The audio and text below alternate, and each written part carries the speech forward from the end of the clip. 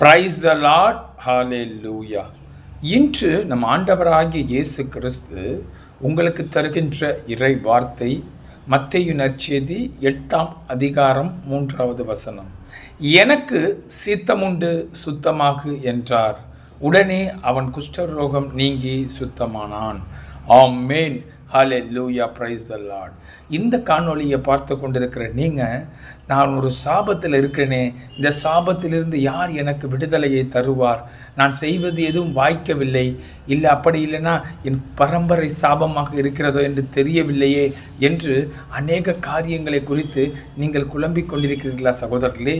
இன்று நம் ஆண்டவராகிய இயேசு கிறிஸ்து உங்கள் சாபங்களை நீக்கி உங்களை சுத்தமுள்ளவர்களாக மாற்றி தன் அருகே உங்களை சேர்த்துக் கொள்கிறார். சகோதர சகோதரிகளே, இதை நாம் வேதத்தின் ஆளியாக ஆராய்ந்து பார்க்கும் பொழுது, இயேசு மலையில் இருந்து இறங்கி வந்தவுடனே குஷ்டரோகி ஒருவன் வந்து, ஆண்டவரே, உமக்கு சித்தமானால் என்னை சுத்தமாக்க உமால் கூடும் என்று ஆண்டவரிடத்தில் மன்றாடுகின்றான்.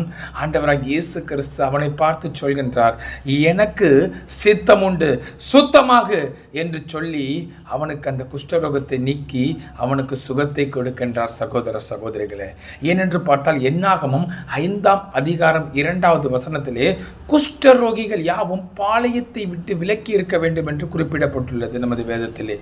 இவன் பாளையத்திற்கு புறம்பானவனாக சபிக்கப்பட்டவனாக இருந்தான். சகோதர சகோதரிகளே, அவனுடைய சாபத்தை நம் அருள்நாதராகிய இயேசு கிறிஸ்து நீக்கி போட்டு அவனுக்கு விடுதலையை கொடுக்கின்றார்.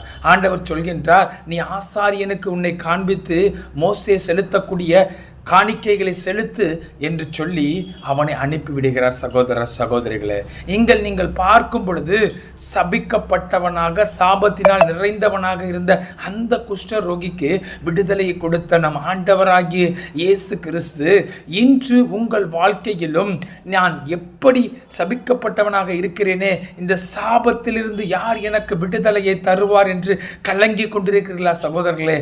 இன்றே நம் ஆண்டவராகிய இயேசு கிறிஸ்துவிடத்தில் நீங்கள் மன்றாடி ஜெபிக்கும் பொழுது இதன் மாதிரி ஜெபியுங்கள் சகோதரர்களே. ஆண்டவரே, உமக்கு சித்தமானால் என்னை சுத்தமாக்குங்க ஆண்டவரே, என் சாபத்தை நீக்குங்க ஆண்டவரே என்று நீங்கள் மன்றாடி ஜெபியுங்கள் சகோதர சகோதரிகளே. அப்பொழுது ஆண்டவர் உங்களுடைய சாபங்களை எல்லாம் நீக்கி போட்டு உங்களை ஆசீர்வதித்து உங்களை உயர்த்த வல்லமை உள்ளவராக இருக்கிறார். சகோதர சகோதரிகளே, அவன் இயேசுவினிடத்தில் வராமல் இருந்திருந்தால் அவனுடைய சாபம் தொடர்ந்து அந்த குஷ்டரோகத்தில் இருந்திருப்பான். நம் அருள்நாதராகி இயேசு கிறிஸ்துவினிடத்தில் வந்தபடியினால் அவன் விடுதலையை பெற்றுக்கொண்டான். சகோதரர்களே, நாம் இயேசுவை நோக்கி ஜெபிப்போமா? ஸ்தோத்திரம் தகப்பனை, துதிக்கிறோம் அப்பா. அப்பா, நீங்க சாபத்திலிருந்து விடுதலை தருவதற்காக நன்றி.